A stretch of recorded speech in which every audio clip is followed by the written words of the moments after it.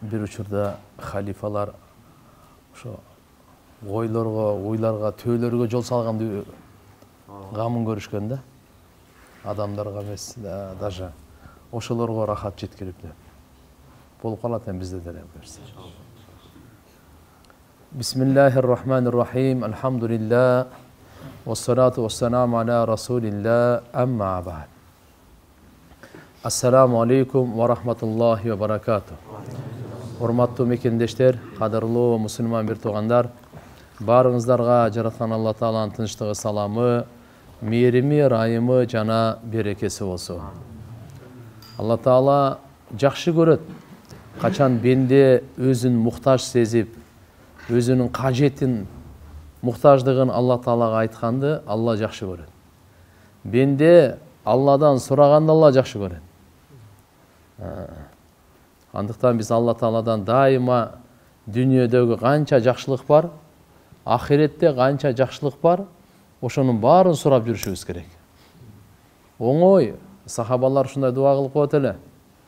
Я Алла, Мухаммад алейхиссалам сенен канча дүйнө ахиреттин жакшылыгын сураса, ошонун баарын сурайбыз деп. Мен коем, ар бирин билбейм, ага канча илим керек. Пайгамбар саллаллаху алейхи ва саллям дүйнө ахиреттин канча жамандыгынан пана тилесе, жамандыгынан, ошолордун баарынан пана тилейбиз деп. Я Алла, сен аны билесиң. Мен билбеген жакшылыкты дагы сураймын, билген жакшылыкты дагы сураймын, билбеген жамандыктан да пана тилейм, билген жамандыктан да пана тилейм. Алладан сурап жүрүшүбүз керек. Дайыма Алла менен байланыш. Өзү дүйнөнүн бардыгы Алланын кудурети менен байланган. Алланын кудурети менен байланган. Ошон үчүн Алла Тааладан пайдалуу билим, кең ырыскы, негизги тофик, ихластуулук, береке, хидаят, разычылык, күнөөнүн кечирилүүсү, бул руханияттар. Жөн эле нерсе эте курсак тойсун деп эле ошону эле сурай бербей. Себеби Пайгамбар саллаллаху алейхи ва саллям хадисинде, риваяттарда келет, кыяматка жакын адамдардын гам, пикири, проблемасы эле аль-бутун валь-фуруч. Мындайча айтканда, ашказаны менен уяттуу жери эле болуп калат экен. Башка эчтекени ойлобой калат. Эптеп курсак тойгосо болду, эптеп ошол уяттуу жерин кумарын кандырса болду. Башка ою жок болуп калат экен да. Кыяматка жакындын белгилери. Ошо ашказандан көп болсо бир карыш бул жакты ойлонбойт дейт. Ахирет эмне болуп атат, кандай болуп атат? Амал эмне болуп атат, жок. Алла Таалам баарыбызга пайдалуу билим берсин. Туура жолдон Аллахым адаштырбасын, Аллахым адаштырбасын.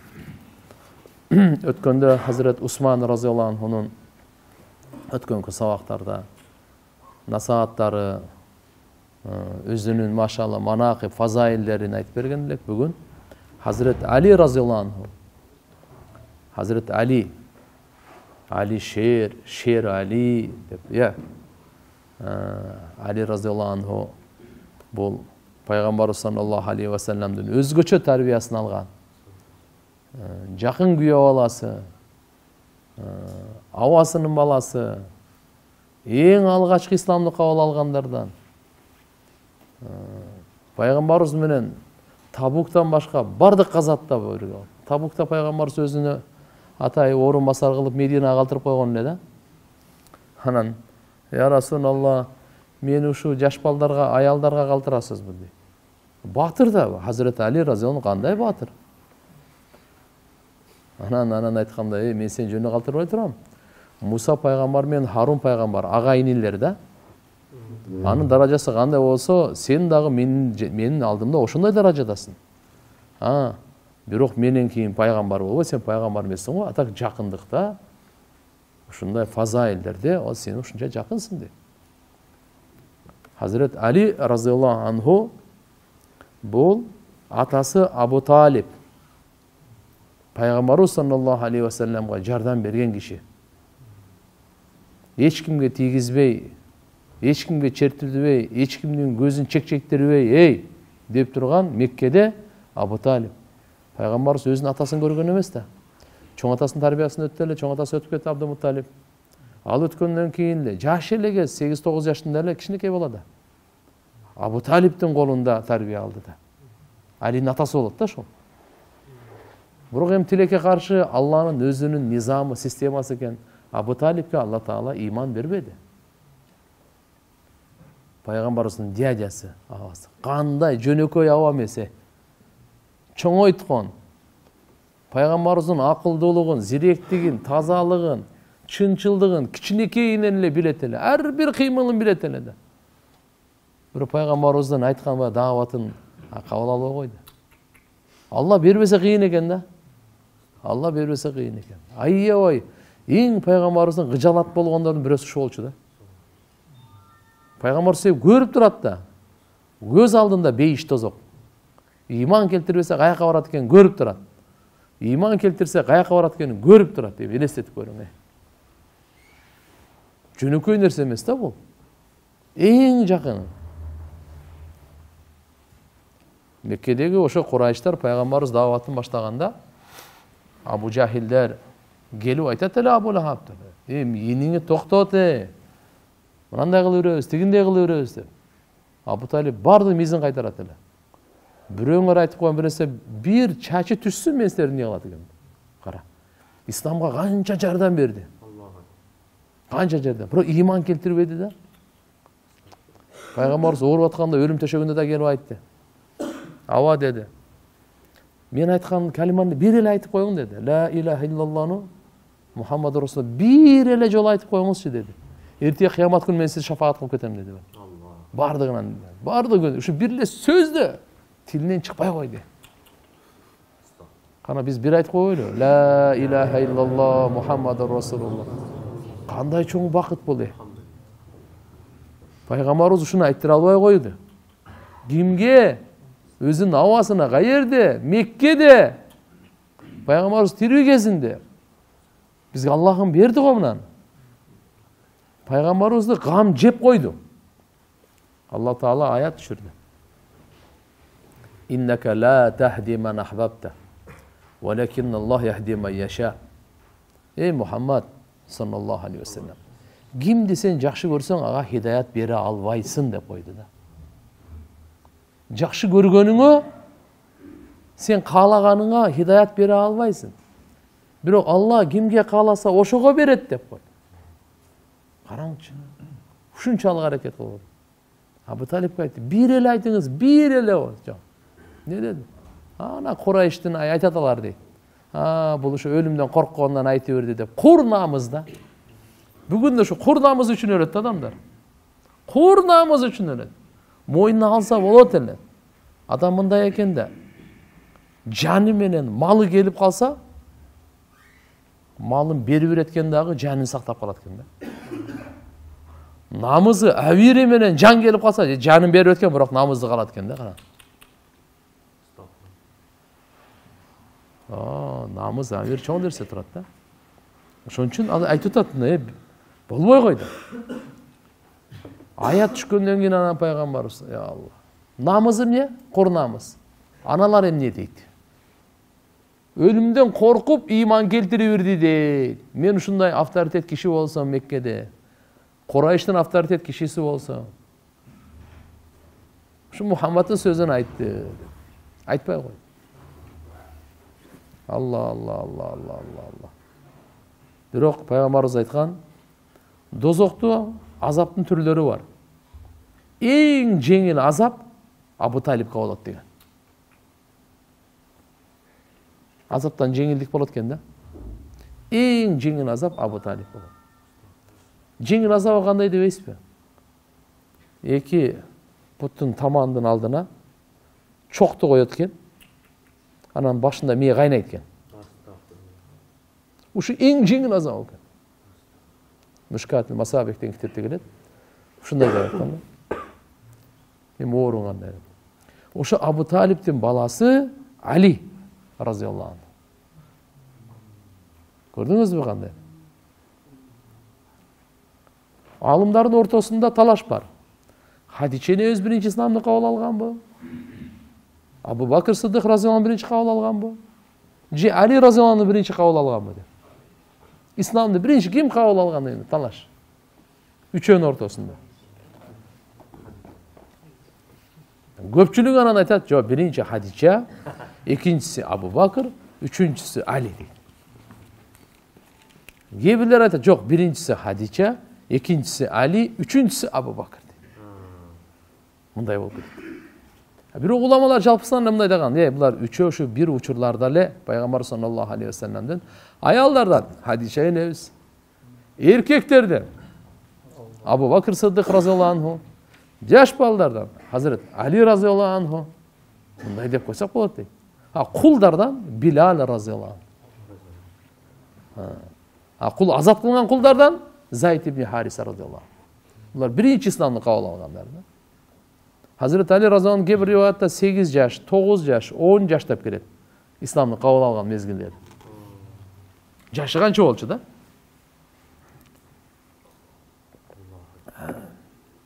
Абу Тураб деп коет. Hazreti Ali razıyallahu anh'ın kunyatı Abu Turab. Abu Turab degени топурактын атасы деген сөз.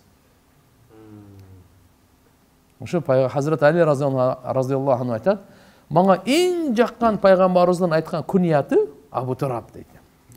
Şunu жақсы көрөт эле да. Топурактын атасы. Бул мындай болгон. Фатима энебиз экөө урушуп кетет. Эми семьяда Ол дүйөдө болот да. Анда мындай болгондон кийин анан таарынып не болсо ошо эшикти катуу жаап чыгып кеткен окшойт. Андай катуу жаап отурган эшик анда жок болчу деп.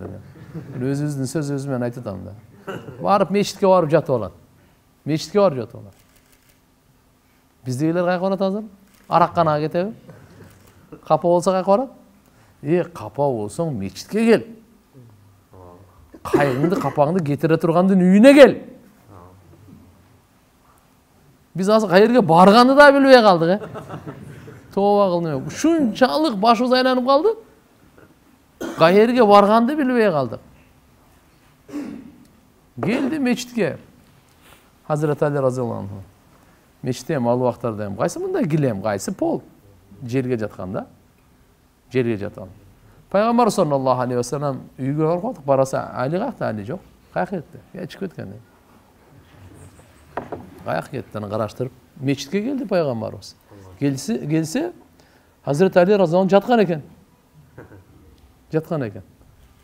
Анан жатса, баягы топурактын үстүнө жатканда. Мына жону топурак болуп калыптыр.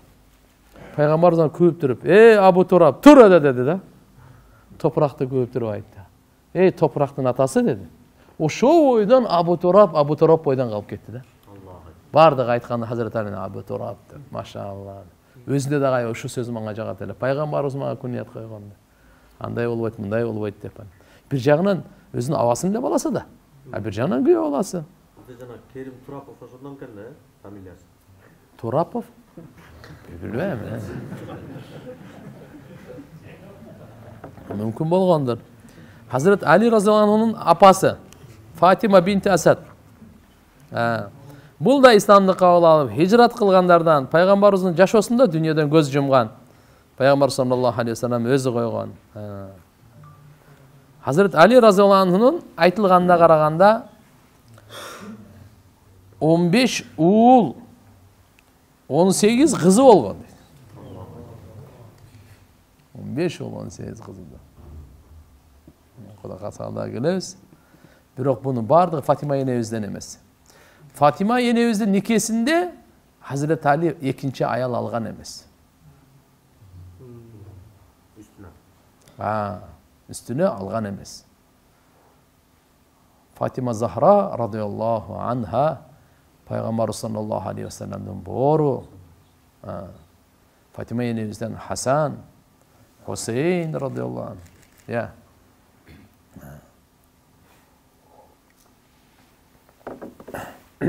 Algan emez.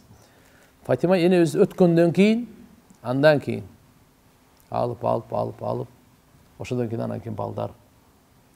Negizi Hasan menен Hüseyin. Abul Hasan. Hasan'ın atası Hazreti Ali radıyallahu anh.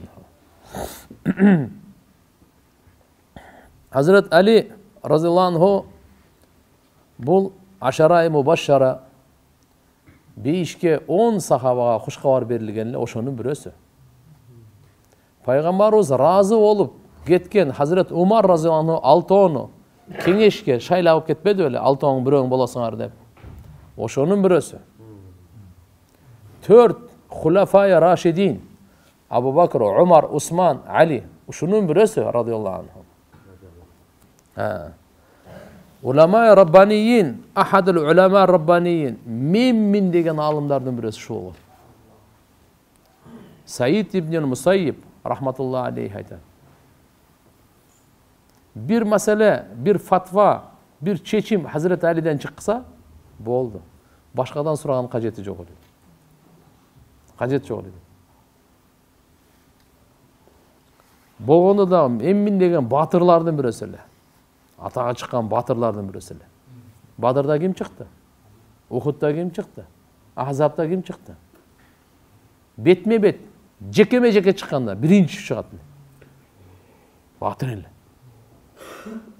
Düşmanları kılıçmen bir koğanda turuzbaydı. Ekinci, üçüncü de çavuşu anday kıldırbaydı. Vakit çok öyle. Bir koğanda da. Batır ele de. Peygamberimiz menen kança gazat bolsa barına kaçkan. Başkasına da. Sammatni ummi Haydara. Apam beni Arslan deb atagan deydi. Apam beni Haydara deb, Haydar Aliyev denilir var go, Aydar var go, uşların bardığı Haydar deb bir Arslan'ın atı. Arslan'ın atları köp da, birösünün atı şunda. Apam men atım Arslan deb koygan. Tokoyda bilesizmi deydi Tokoyda. Arslan жүргөндө başka janavarlar kayka barat. Şunday ele deydi. Haybar degen öte çoğun gazat bolgan Haybar. Jööттөр turgan ele.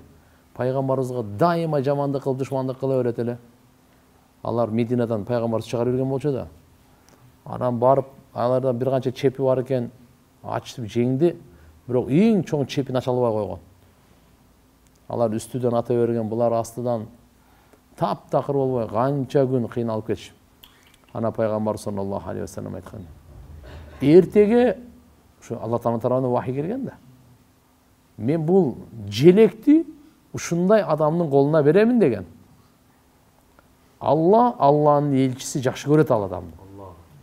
Ал дагы Allah'ın elçisini жакшы көрөт. Жана Allah Teala ошонун колунан жеңиш берет деди да. Мына ошо ачылбаган чепти ошол ачат деди. Сахабалар канча бардыгы үмүттөнүп жатышты. Саарлап мага берип калса экен, мага берип калса экен, мага берип калса экен. Her birinde şunda ümit var. Bu çoğun ilgilik, çoğun maşallah daraca bolçu da. Sağırlap durup Peygamber sallallahu aleyhi ve sellem aytdı. Ayna Ali ibn Abi Talib. Abu Talib'tin balası Ali gana dediler. Hazreti Ali radıyallahu anh gözü orup atkan eken. Karasa tapay koydu, izzet alıp kelle dedi. Orup atat eken, al kelle ver dedi. Aldırtıp geldi. Ne oldu? Gözüm orup atat dedi. Peygamber dedi. Bir dem saldı, moment çok boldu. Hazreti Ali aytat, orup atkanda murdagıdan da jakşı görüp kalmıyor. Bayraktı verdi. Bayraktı verdi. Bayraktı berer zaman güç geldi. Bayan tağıl kala öyle saldı çebi. Sonra jengiş berip koydu Allah Teala'nın jardamı. Bu kim öyle? Hazreti Ali ile. Öte batırın. Öte batırın.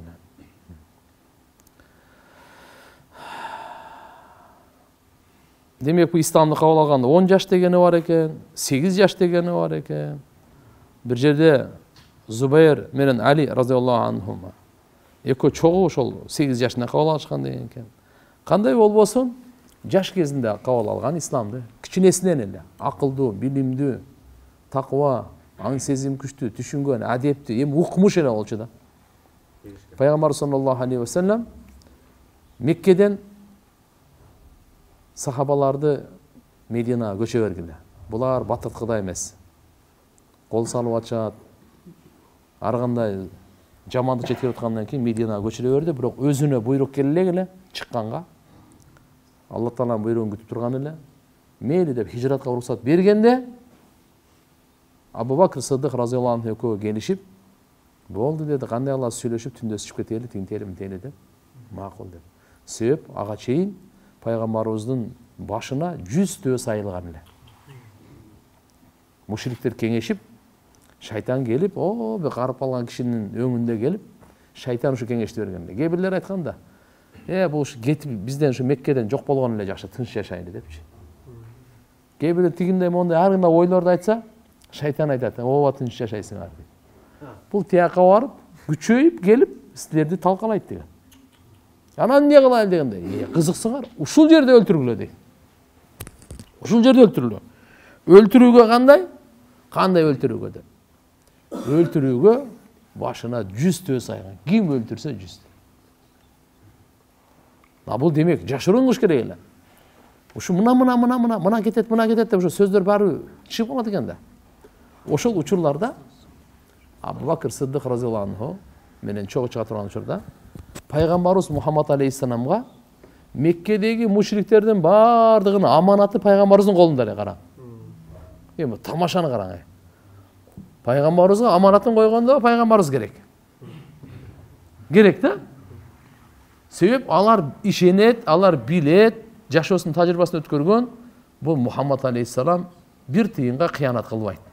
Аманатын ошого коюп койгон бардыгы. Биздикинде азыркында үйлөр, тияк-пияк, подвал, сандык-мандык деген жок эле да. Аманатын коюп койгон. Ошонун сөзүн укпай эми, аманатка аманат кой. Анан динге келгенде эле аманат кой эмес. Пайгамбарыбыз өзүнүн ордуна Алини койду. Али деп. Мына аманатты, эгерде душман болсо, согушуу, өлтүрүү болуп атат. Ошол эми караңыз, душманды бардыгын аманатын бүгүнкү күндө акылга салганда алып кетип калат эле да. Ким берет? Алардын бардыгы, буюмдары, акчалары, куралдары колунда болсо берип коебу. Ал эле алып кетип калат, ал эмне болсо ошол, бул согуш да деп коюп. Жок, пайгамбарыбыз аманатына кыянат кылган жок. Айтты, Хазирет Али сен каласың деди. Сен бизден кийин барасың.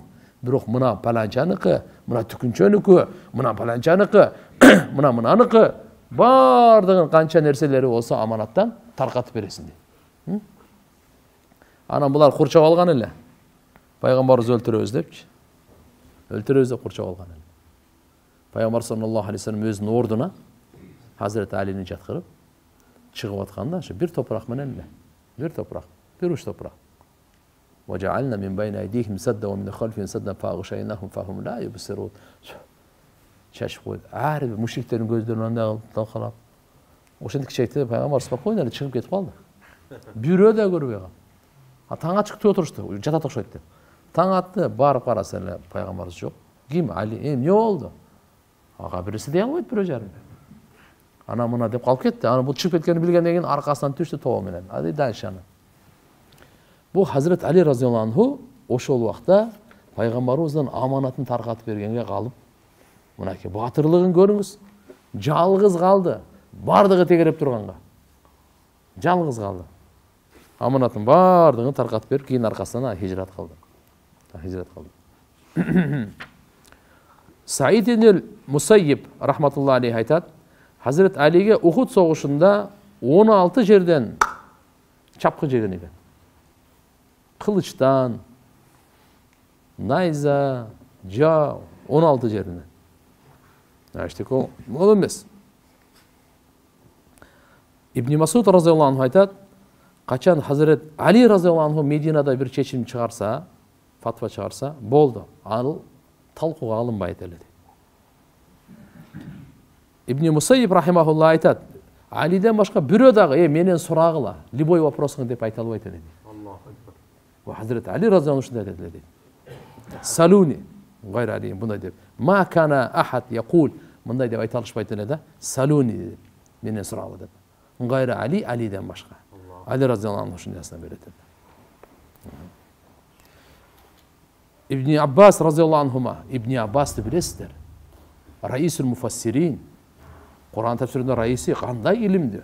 Айтат. Илимди 10дон бири бизде болсо 9 анide эле дейт. Хазирет Али разыяллаху анху. Эми зохот деп коебуз, аны айтпаңыз.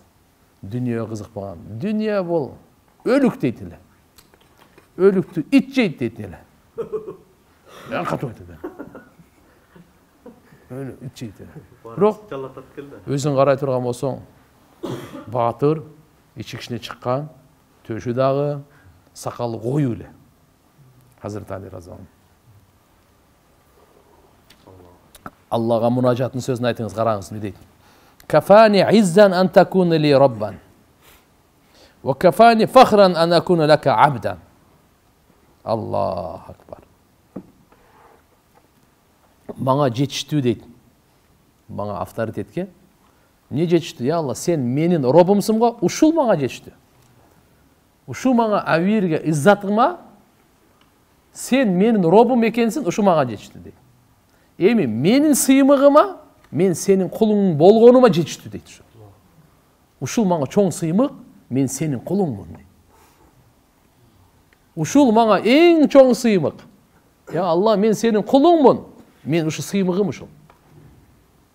İzzatım ne? Sen benim robumsun. İzzatım uşul. Men baktım uşul. Avirim uşul. Sen benim robumsun. Uşul bana. Bundan aç derse gerek yok. Allah'a gayret. Ya Allah, men жақшы көрген нәрсені бердің. Эми сен жақшы көрген нәрсе ошону сарптайын дейді. Қанша нәрсе болса да.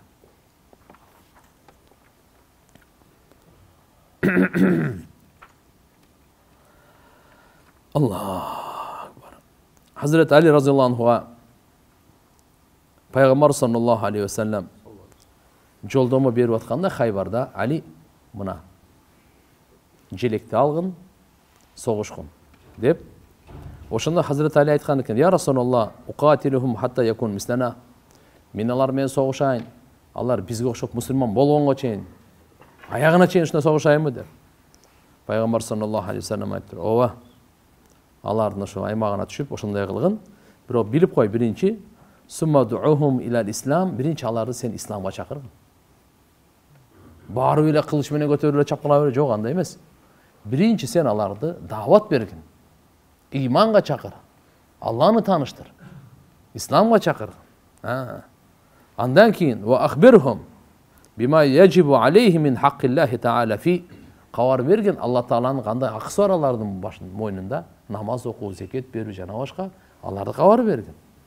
Деп анан пайгамбар бир сөз айтканда Hazreti Ali'ге. Ali угуп ал деген да. Ислам дин жөн эле туугандар баягы кылыч менен бирөөнү мажбурласа деле аны иман деп айтпайт да. Мажбурлады, мисалы, коркуп, ушу кылычынан же өлтүрүп коет деп, ооба, мен иман келтирдим, ооба, мен ла иляха иллаллах Мухаммад расулуллах. Бул иман эмес бул. Бул жүрөгүнүн бул 10 эмес, 1000 жолу айтса деле иман эмес бул. Жүрөгүнөн айтмайынча ал иман эмес бизде. Иман тасдиқ. Тасдиқ деп жүрөктө айтат. Тастыктап. Жүрөктөгү тасдикти айтат. Ал мажбурлап, ал ислам мажбурлап таркалган эмес, ушуну билип койгула. Анан Hazreti Ali айтып атпайбы? Али дейт: "Сен аркылуу Алла Таала эгерде бир инсанга хидаят берсе, ал доордо кызыл төө эң баалуу мал, мүлк болуп эсептелет эле. Ошол кызыл төөдөн да жакшыраак" деген да. Фа валлахи, Аллага ант дейт. La yahdiyallahu bika rajulan wahidan. Allah seni sebep kılıp egerde bir ele kişiye hidayet berse, imanına gelgenge, dinge gelgenge sebepçi olup kalsa, hayrun laka min humurun ni'am. Bu sen üçün kızıl töveden daha jakşırak bolot. Bugün kona eң kандай bir bağlı mal mülk bolsa, oşundan jakşırak. Kebir rivayetlarda gelet, sen üçün dünyada mı?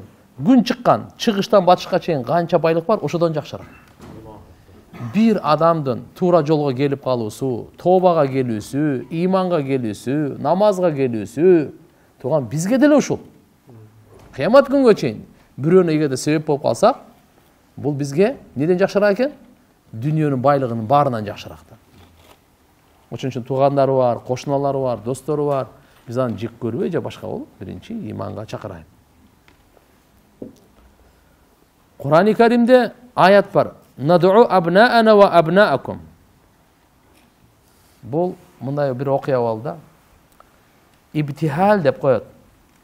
Mubahala dep koyat. Mubahala degen biri-birine qargış degen söz. Hristiyanlar men bir top ıldıyoda bolganda. Andan keyin Peygamber sallallahu aleyhi ve sellem Алар эки өтен карап туруп айткан: эгерде ушундай боло турган болсоңор, мен өзүмдү, аял бала чакамды бардыгын чакырайын. Силер да келгиле. Мубахала кылабыз. Кандай? Каргыш айтабыз. Ушуга эки тарап ушундайга жетип калды эле да. Ким чын болсо Аллах калтырат, ким жалган болсо аны жок кылат деген сөз. Стумма набтахил фаланатуллахи алал кадибин. Кийин мубахала кылгандан кийин, бири-бирине каргыш айтылгандан кийин, Алланын каргышы жалганчыларга болсун деп айтабыз депчи. Кудай сактаган. Ошо чакырганда надуу абнаана ва абнаакум ва анфусана ва анфусакум. Балдарыбыздагы балдарыбыз чакырайлы, силер да балдарыңарды чакыргыла. Жубайларыңарды чакыр, биз да жубайларды чакырабыз. Өзүңөр да келе, биз да өзүбүз келебиз. Алымдар айтат, эгерде христиандар ошондо өзүнө келип тоба кылып кайтып бергенде, келгенде дүйнөдө бир христиан калбайт экен. Крескесеңер бардыгы ошону Алла Тааланын түп тамыры менен жок кылып бермек барды.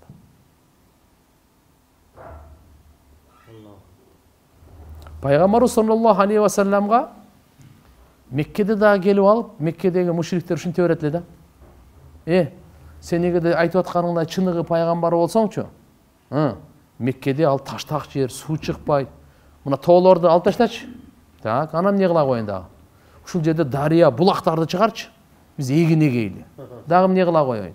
Өлүктөрдү тирилчү, ушу менен сүйлөшөйлү. Биздин ата бабаларыбызды. Сен мужиза көрсөтчү. Иса пайгамбар мына өлүктөрдү тирилткен эле. Сулайман пайгамбар жөнүндө тоолорду мындай эле кылып берген эле. Сен да көрсөтчү депчи. Ошондойбу? Пайгамбарыбызга Алла Таала аят түшүрдү. Аллага бул кыйын эмес. Көрсөтүп бардыгын кылып койгон кыйын эмес. Бирок бир нерсени билип койсун. Эгерде ошондон кийин да ыйман келтирбесе, түп тамыры менен бар жок болот. Ыйман келтирбесе, мужизаны биз көрсөтөбүз. Мужизаны көрсөтөбүз.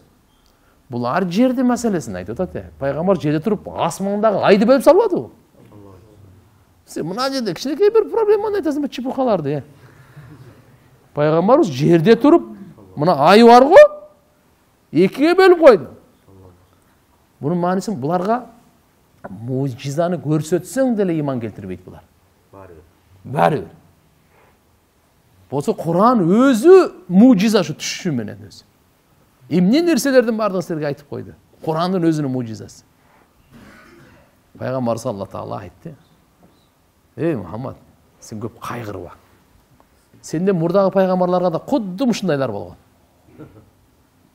Сен сабыр кыл, алар да ызаларына чыдаган. Кийин эмне болду тиги менен? Пайгамбар тандады.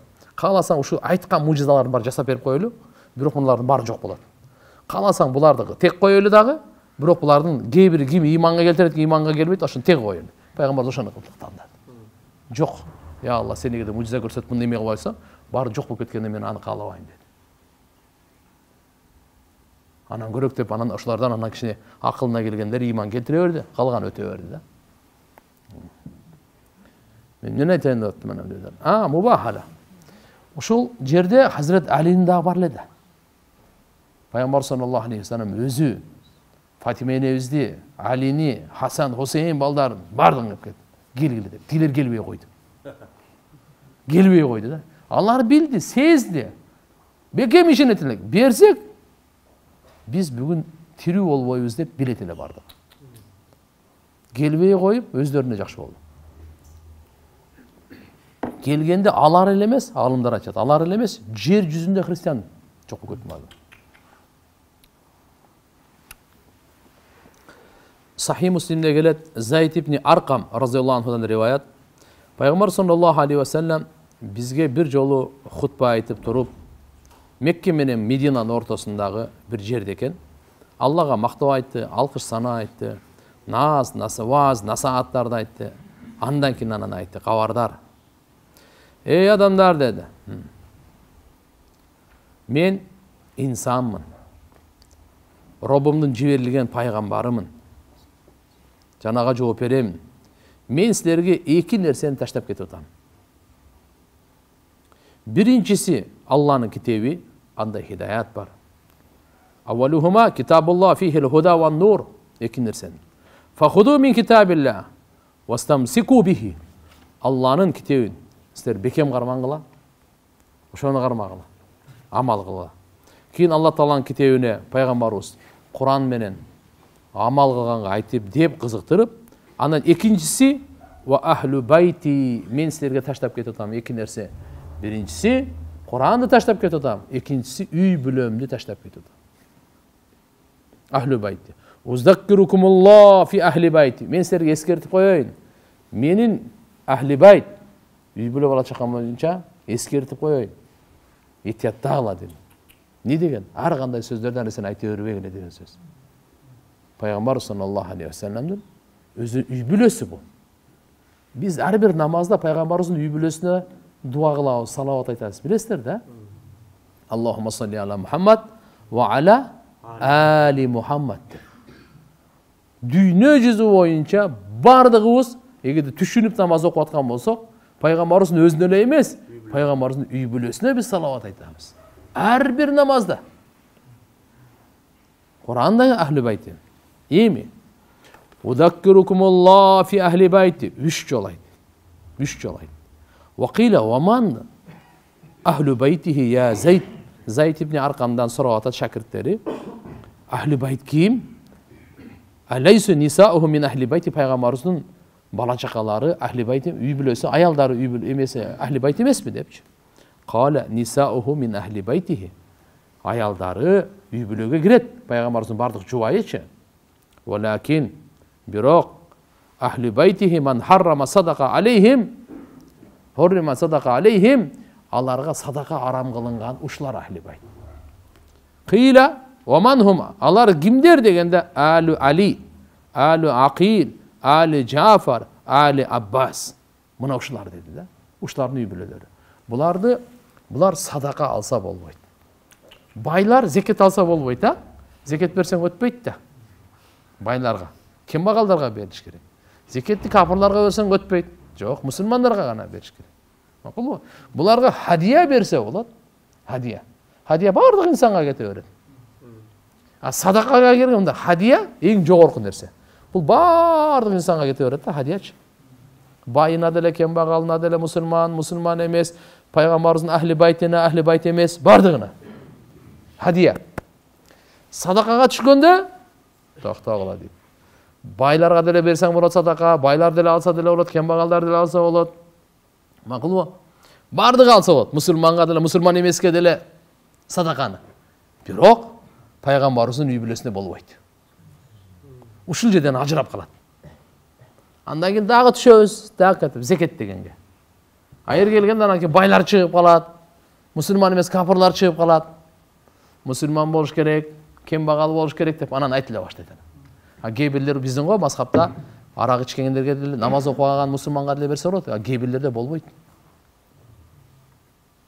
Кээ бирлерде болбойт. Намаз окуганга зекет берсе болбойт. Намаз окуганга зекет берсе болбойт. Садака боло берет, бирок зекет болбойт дейт. А бизде бир боло берет да. Мен азыр башка темага өтүп кетпейли. Кандай болду? Мынаки ахли байт, пайгамбарыбыз айтат, мен силерге эки нерсени таштап кеттим. Алланын китебин, экинчиси үй бүлөмдү дейт. Пайгамбарыбыздын үй бүлөсүн жакшы көрүү имандан. Имандан. Пайгамбарыбыз өзү канча жакшы көргөн, кантип? Мисалы, сиздин үй бүлөңүз бар, үй бүлөңүз мен сыйласам, канча жүрөгүңүзгө аракат жетет.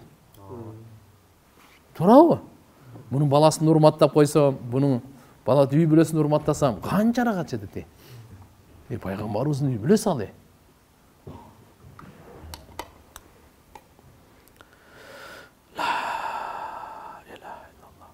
Бурайда разияллаху анхудан риваят.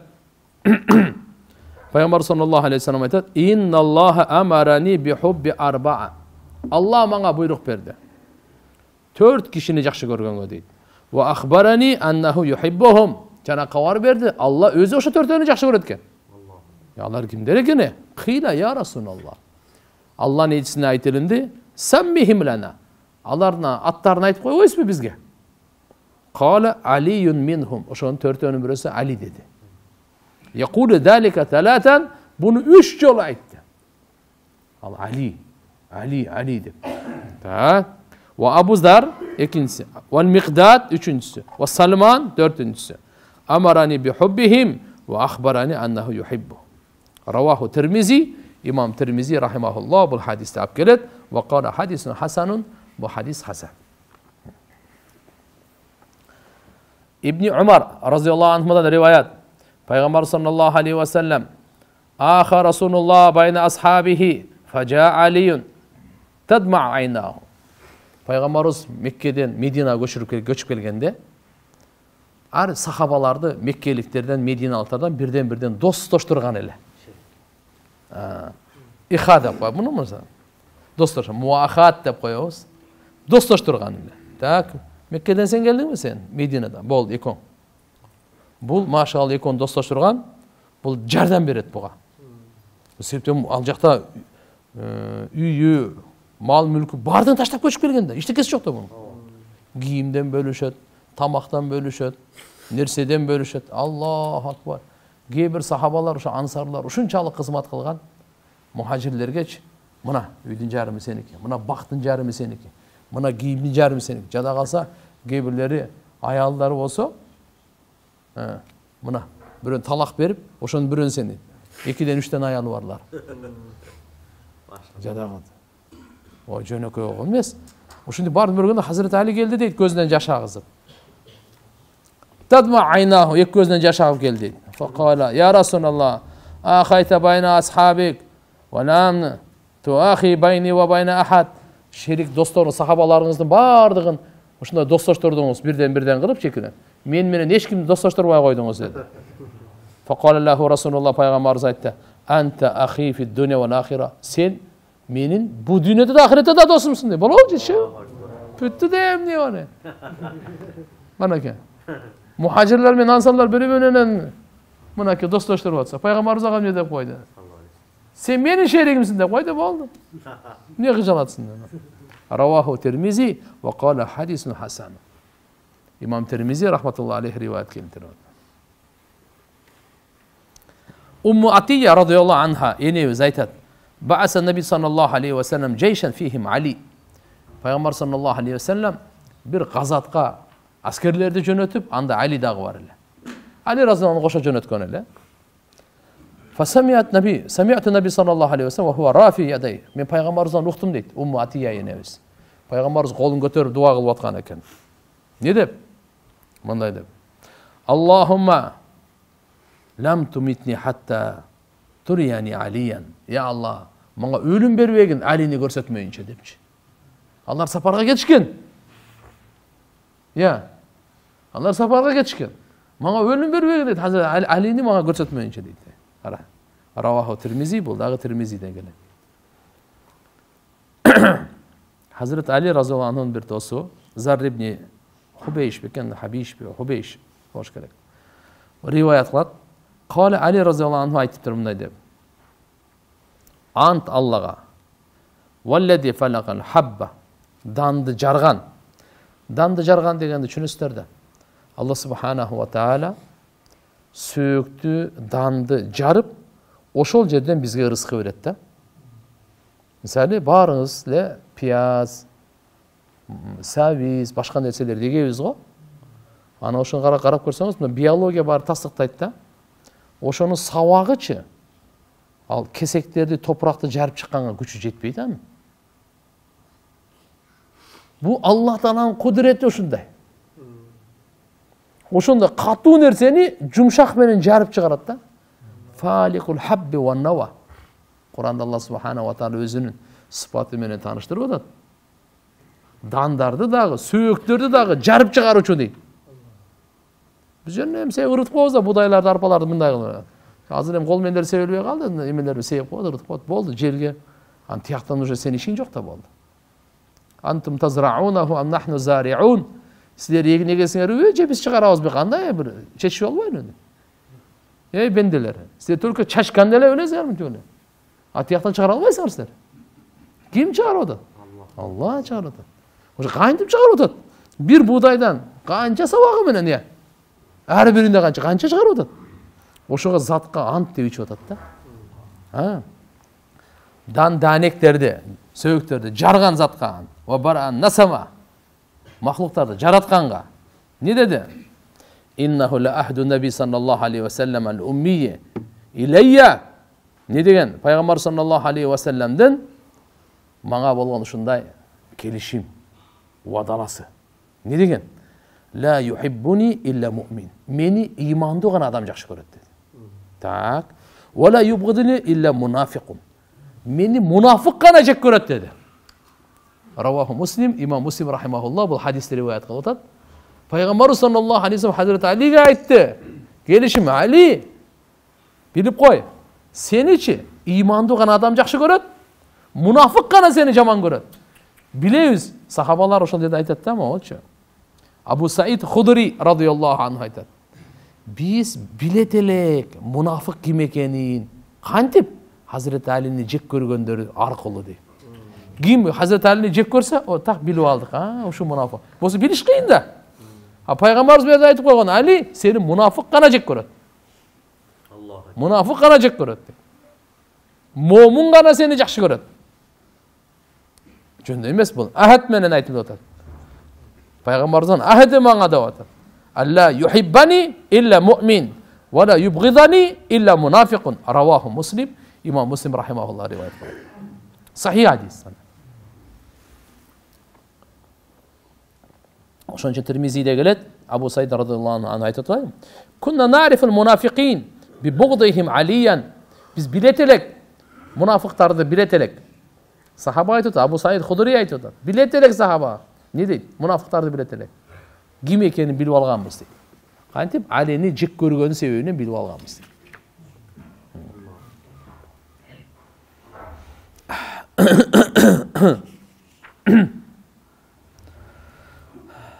Hazreti Ali radıyallahu anhu 5 yıl halife болгон. Кейбирлер айтат, biraz 5 жылга biraz күндөр жетпей калган. Бул жол 5 жыл. 35-хижриде Hazreti Ali radıyallahu anhu Усман radıyallahu anhuну шейит кылып өлтүрүшкөндөн кийин халифачылыкты алган. 35-хижриден 40га чейин Hazreti Ali башкарып турган. Бүгүн 1443-хижриде Hazır Усман radıyallahu anhu'nu öldürgönden keyin sahabalar toplulup Hazreti Ali'nin үйüne gelişken. Ya Ali, siz halife olmasanız bolbay kaldı bir. Bolbay kaldı. Hazreti Ali mi dedi? Badırlıklar mı? Badırlıklar var mı? Badırga kaçkan soğuşlarda. Ya alardın bari sizden razı oldu. Şu siz bolsanız oldu. Makul dep Hazreti Ali radıyallahu anhu anam bunu alat. Algandan ki meçitke varat. Meçitке чыгат биринчи, ошентип айтат, "Фалам япка ахад илля атади." Бардыгы келип ошону айткандан кийин, "Харжалар маси фасадан минбарга чыгып, ва кан аввал ман сада илейхи ва байа Талха." Биринчи кол берип байат кылган Талха разыяланды. Андан кийин башкалар дагы бардыгына байат кылып кетишти да. Hazret Ali razıyallahu anh'unu Muhammed ibn Sa'd айтат, Ahli Siyar tarixçilerinin айтуусуна караганда, Хаварич деген чыкканда, Hazret Ali'ге өлтүргөндөр ушу хавариштер өлтүргөн. Иннил хукму илля лилlah. Өкүм Аллахныкы, башка эч кимдики деп мына биринчиден мына бүгүнкү ошол хавариштердин жыттарынан игил болуп эсептелинет. О пайгамбар саллаллаху алейхи ва саллям өзүнүн да ордунда эле айткан. Ali seni biri düşman kılıp dozakka varsa bir top. İkincisi seni öte aşa jakşı görüp dozakka varat. Ay. Sahabanın darajasına koyuş gerek. Paygambar kılıp albagıla. Paygambarın darajasına koyuş gerek. Bunu Kuday kılıp albagıla. Bizden işenin, bizden akida. Allah'a eş dersen teң debesin. Andan ki paygambarlarga hiç kim tengelmesin. Paygambarların paygambarı Muhammed Aleyhisselam'a da bir paygambar tengelmeyin. Andan ki sahabalar da paygambarga tengebeş gerek. Sahaba emes dedi, sahabaga emes. Erkinin özünün darajası var da ya. Bizim İslam dinimiz elhamdülillah o İsa paygambar da dep götürüp аша кыла берип мынакей алар кудай кылып алды. Жөөттөр Узайыр пайгамбарды деп ушу бардыгын чечет, бардыгын кылат деп берип аны кудай кылып алды. Ана сыйына баштады. Эртеге Алла субхана ва таала Иса пайгамбар менен Марьям энебиз тирилтип айтат: мен силерге айттым беле. Мен силерге айттым беле деп. Ал экөө айтат: я Алла, биз кеткенден кийин бизди кудай кылып сыйынышты, сен өзүң билесиң, биз мындай деп айткан эмеспиз да. Бизге сыйын кыла, биз кудайбыз деп айткан эмеспиз да.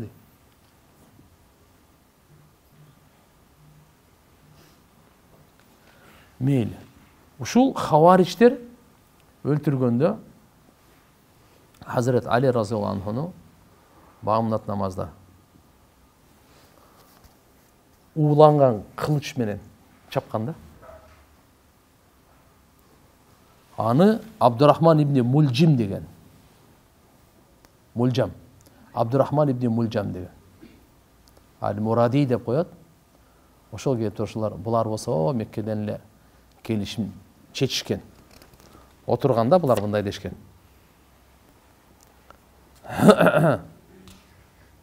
Бири ушул, экинчиси Аль-Барк ибн Абдулла Тамими, үчүнчүсү Амр ибн Букайр Тамими.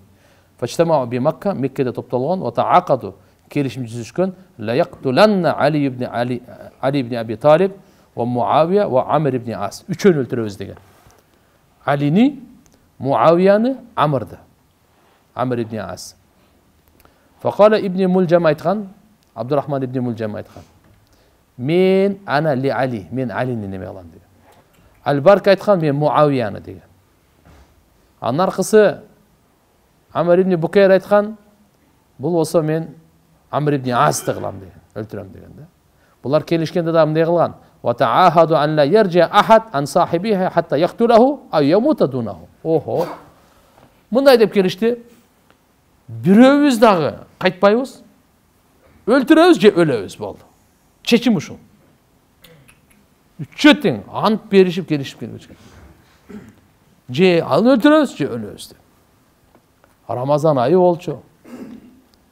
17-нчи Рамазан түн болчу. Ошол Ибн Мулжам Хазрет Алини урганда, фадара бисайфи масмум дейт, ууланган кылыч менен урган экен. Фиджабхати бияка урган башка. Кийин анан Куфада өткөн, Куфада өткөн. Таси 10 мин Рамазан, 19-нчы Рамазанда, 17-синде чабылып атат, 2 күн турган өтүп атат. 40-нчы хижриде болчу. Хазрет Хасан менен Хусейн, Абдулла ибн Джафар радияллаху анхум буга гусул улар жуушкан.